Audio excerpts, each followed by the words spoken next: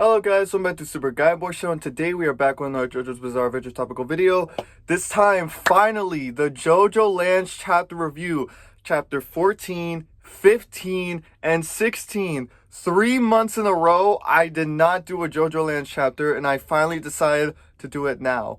In which I'm gonna dedicate this part of the video of sincerely apologizing to y'all. My bad for not taking the time out of my day to, review those chapters and all that. But I think now, since, we're so far in this arc so far, I think it's way more better that I'm doing this right now than way more later. And plus, before we get into it, just got myself a new JoJo volume yesterday. This is Stardust Crusaders. I mainly got it because it has the Vanilla Ice fight. If y'all don't know, the Vanilla Ice fight is one of my favorite fights in all of JoJo's and one of my favorite arcs in just ever in JoJo's. Look at that. Look at the panels here. I love looking at JoJo's. I love reading JoJo's black and white, preferably more physically, because I feel like when you read it like on a phone or something, it just doesn't have that same effect as when you're just seeing it on the page.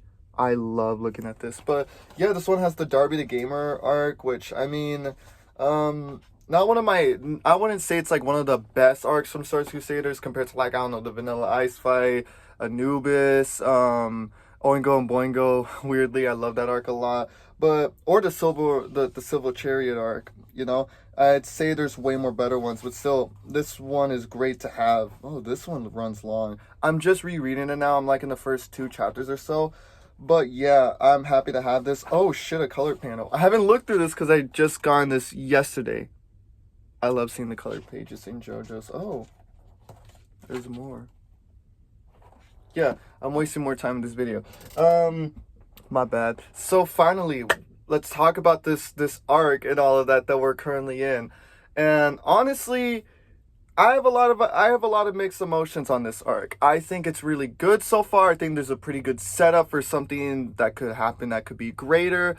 But another part of me is feeling a bit more cautious of what's going to happen. Let me start off on the positives first. First off, I really like the enemy stand of this arc for the most part. I love the ability that basically it's this small little stand that gets inside of you that's giving you cancer or replicates certain type of diseases and all that, and you can't even notice. That's scary. Honestly, it reminds me of The Lovers, but on a way more like kind of more of a terrifying way of like a realistic thing, because it's, oh shit, the camera's about to fall.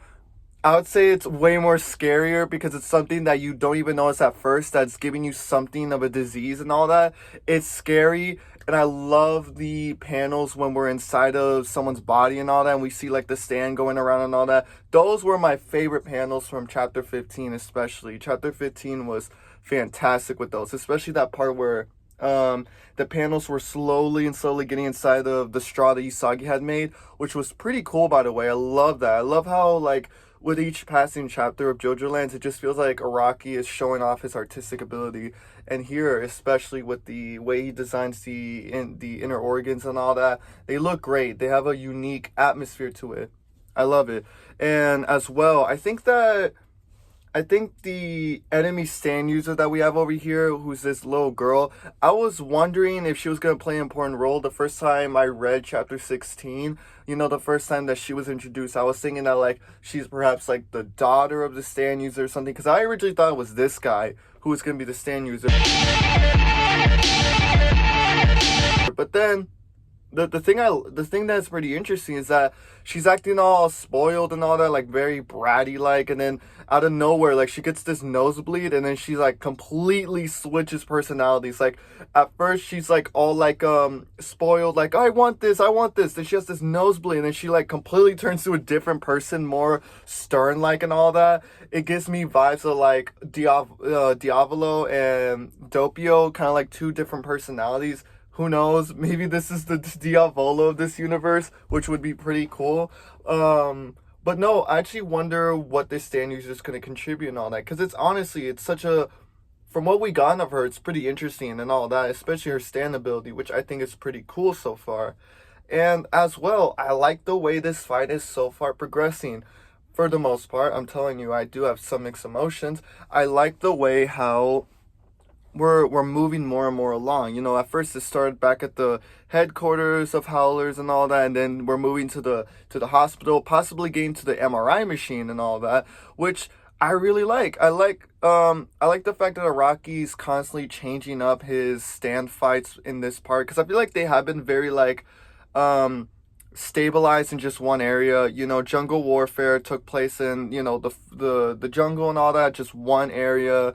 The Rohan fight took place in just his mansion, and even the same with the battle with Charming Man. It took place only in the food court. Hold on, it's moving again.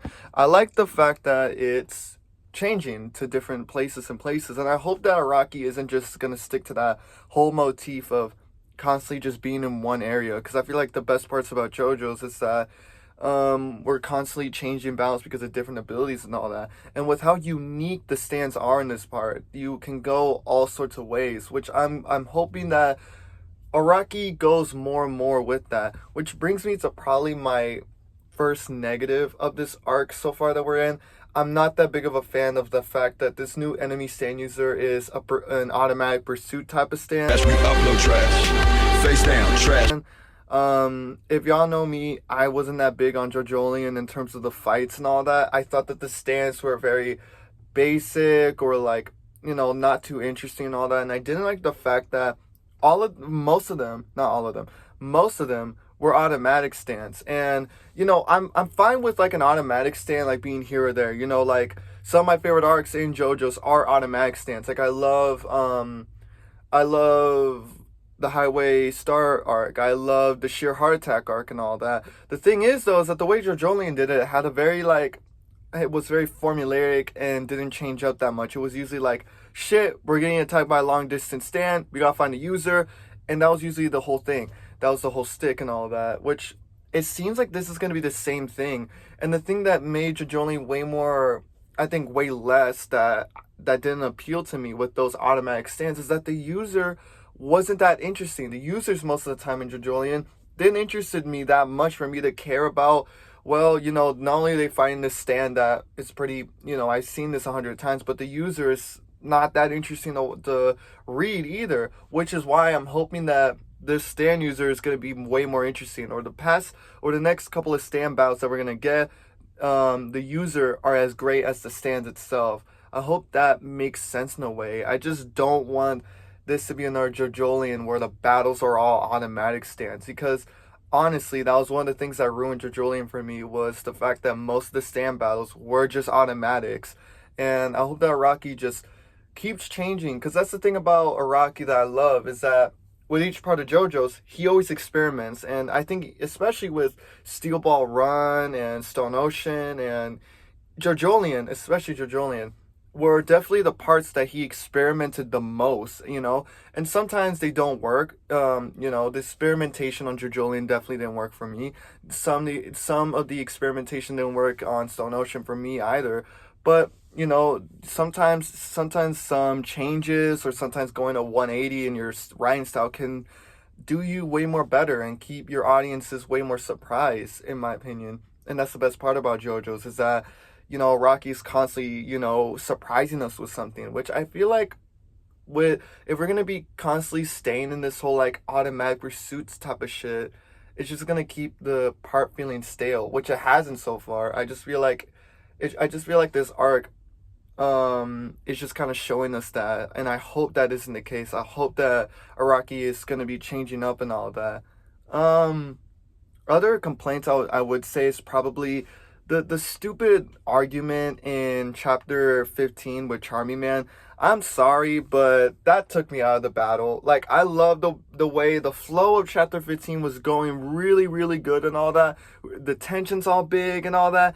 And then Charming Man out of fucking nowhere is like being like all doubtful and everything. Like, I don't trust a junkie and all that. It's like, didn't you try to kill these guys literally just a couple of chapters ago? You don't know Usagi, and I get it. It's supposed to give more of a character explanation to, you know, Charming Man and how he thinks and all that. But I feel like it was so arbitrary for Araki to put that. It stops the flow of the battle to focus on something that, in my opinion, goes on way more longer than it should.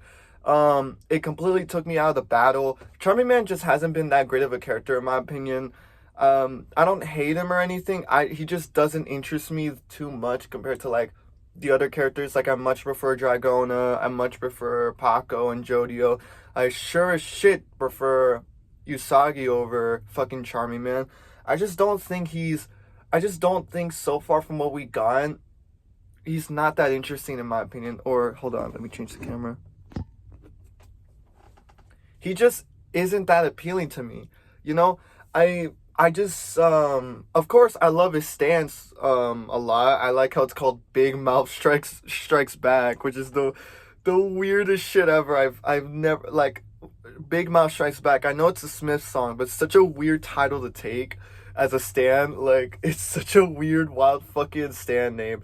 It's like doggy style almost. No, but like I feel like Charming Man, I mean, his backstory's pretty interesting. I like the little conversation that him and Jodio had at the beginning of chapter 11. Um, but he just hasn't been that interesting in my opinion. I know maybe this is just now, and perhaps he's gonna be a way more like better character as we go more and more into the part. Maybe it's like a Mamazuku type of thing where Mamazuku was a bit of an asshole in his introduction, but then he became like one of the best characters of that part. And maybe that's the same thing too. Maybe he just has that tough love. But I just didn't like how he stopped the whole flow of the battle, just focused on this thing that went on for way too long. And then, him being like, hey, you got guts. You putting that straw through your neck. Hey, I'm going to help you now. And the fact that you could have done this the whole time, why didn't you just do it from the beginning? It just makes Charlie Man a bit more unlikable for me, because it's like, if you could have done that the whole time, why didn't you just check for sure? Like, you know what? If he's saying he has something in him, let me check, even though he literally has a stand where you can look through it. And if he's saying, hey, I'm seeing this stand inside of me, let me check, But no, Charming Man's just being a bit of an asshole just for the sake of being an asshole. And I just wasn't that big on that. But no, outside of that, I think this arc is not too bad. It's really good so far. I like the stand. I like the stand usage, especially when chapter 16, when Jodio used November Rain to go inside of Dragona's mouth to kick the fucking stand out of her and all that. It's really fun so far from what I'm getting. I'm hoping that this shit isn't going to rely on too many pursuit stands in the part. That's really much about it. I'm really enjoying these chapters. And there's one other thing, is that definitely Howler's definitely the main villain, or the next couple of villains for however long we're going to keep going through this part. Hold on again. Because because of the many things we're getting, like the senator at the end of the last chapter, where his daughter is there and all of that, and they were basically investigating and all that. It's giving more and more that Howler's definitely behind something from what we're seeing, and it's pretty cool, honestly. I'm loving from what we're getting so far. And yeah, that's pretty much about it. I'm really liking this battle so far. I mean, yeah, those were my thoughts on those chapters. Hopefully y'all enjoyed it. Hopefully y'all had a great time. And yeah, have a wonderful day. And yeah, see ya.